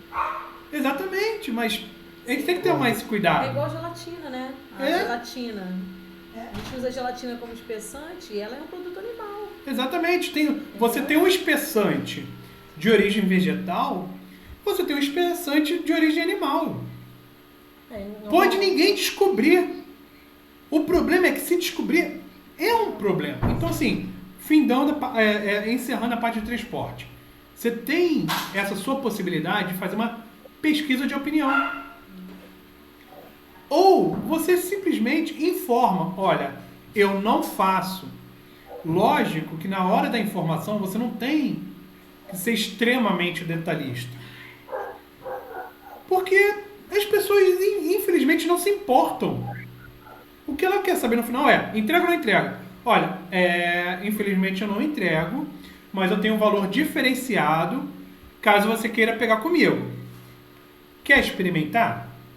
E aí você faz até quiser, dá um mimo para a pessoa que pega a primeira vez.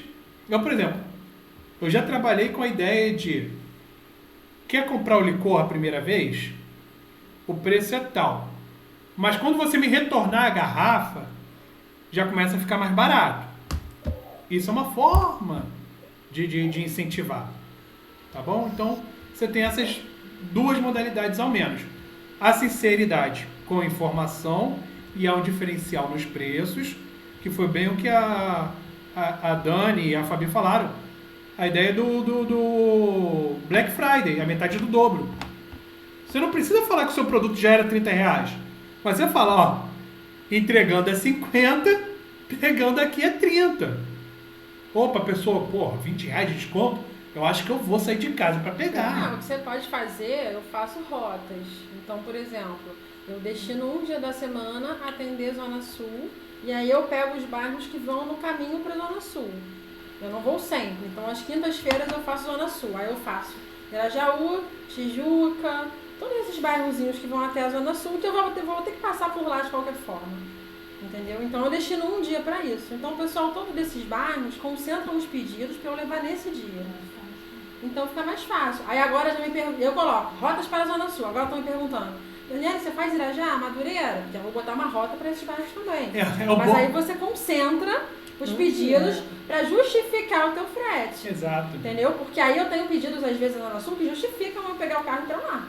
E aí, se não tiver, não vale a pena, de fato. E aí a gente realmente tem que pensar numa coisa que a gente acabou esquecendo de falar, mas faz toda parte do transporte, que é a embalagem. É o que a Dani deu o exemplo do bolo de 2 andares que cai no colo do cara. O que você está vendendo para saber como você vai transportar? Se eu vendo garrafas de vidro, eu tenho que comprar plástico bolha. Vai vender um bolo de 2, 3 andares? Qual é a forma de transporte? É no colo de uma criança de 15 anos? Não vai dar certo. É na bicicleta saindo de Madureira e indo entregar em Del Castilho? Não vai dar certo. Então, assim, porque, cara, às vezes o seu produto é maravilhoso e alguém vai querer comprar de muito longe. Por exemplo, a Dani acabou de falar. Eu entrego na Zona Sul. A pergunta que o cara faz, entrega em Irajá? Cara, eu que sou perdido no Rio de Janeiro, eu sei que não tem nada a ver. Mas esse é um ótimo exemplo de que as pessoas não leem. Sim. Isso pode acontecer com você. Então, assim, clareza. Você não precisa fazer um diálogo enorme. Informações curtas. Eu, Marcos, entrego o produto X no local Y pelo preço Z. E eu te garanto, vai alguém chegar em 10 minutos e falar, mas você faz o W? Aí você, então, você não precisa nem, não é grosseria, é, olha, como dito anteriormente, as minhas formas de entrega, cobrança e produtos são essas.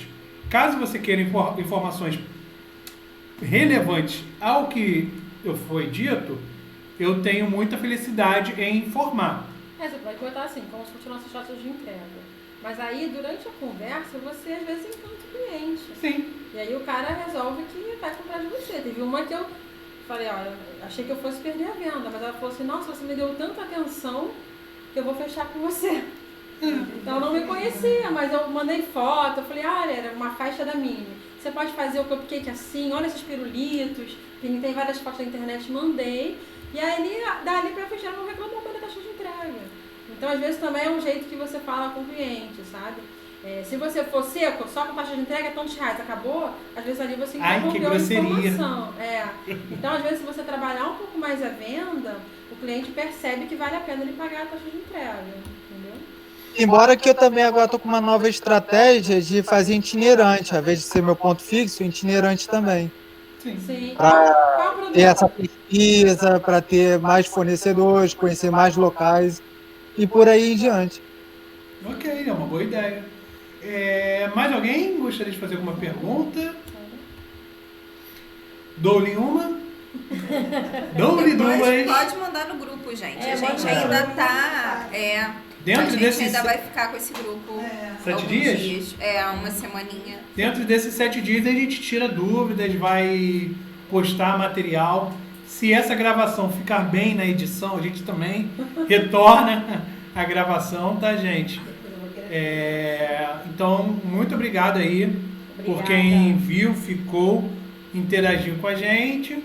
E, bom, desejo muita sorte aí para todos. Infelizmente, não estamos aí no nosso melhor momento para abrir o negócio, mas acredito que ainda vale muito a pena, tá? Então, muita sorte a todos e ótimos dias para vocês, tá bom? Valeu, pessoal. Tchau, tchau. Isso aí.